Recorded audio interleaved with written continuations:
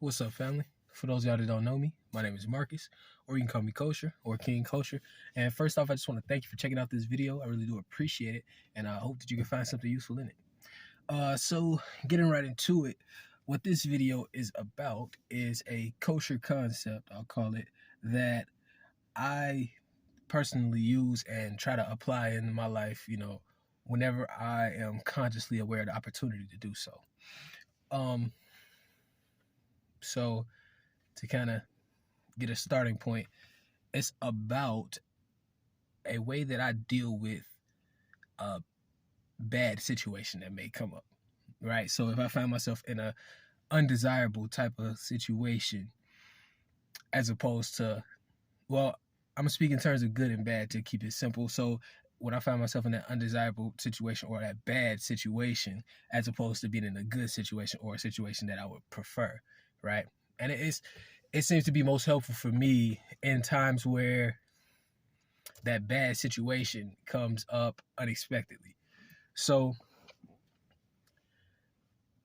I can say the power of this concept, and I guess with most concepts, but the power of this one comes from a certain type of understanding, or I could say definition or redefine, or whatever the case may be. So what it is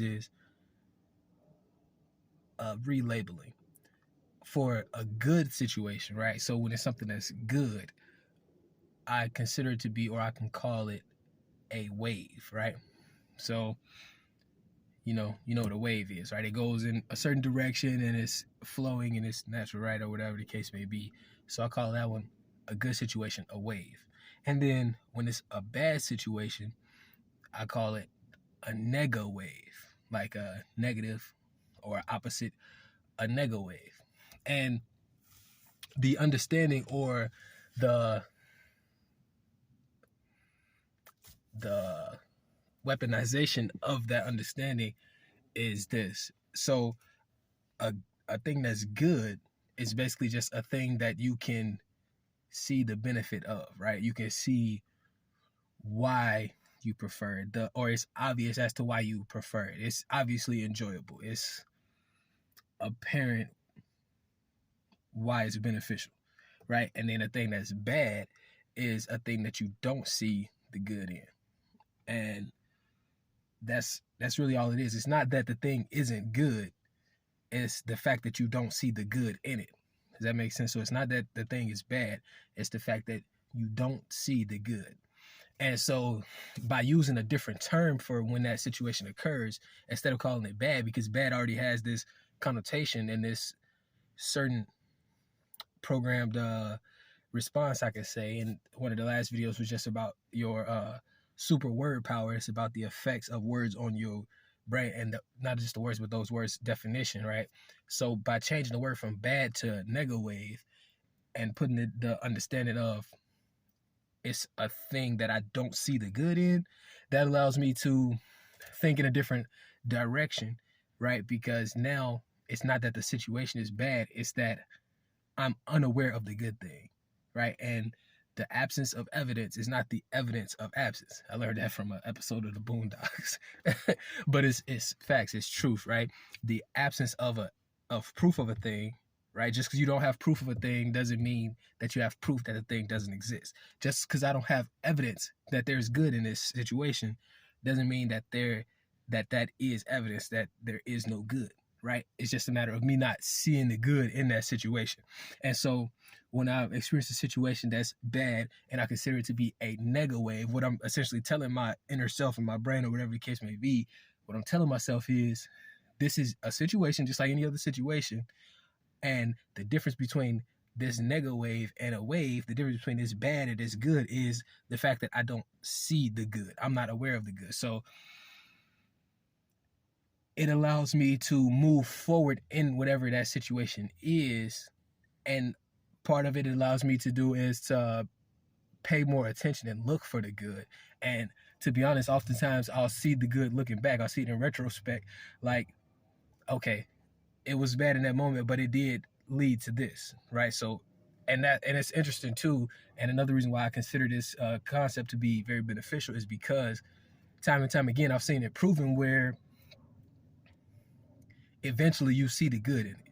If you can, or if you are willing to put two and two together and look for the good. I got a old quote, old King Kosher quote that says, "Look for the lesson to catch the blessing," right?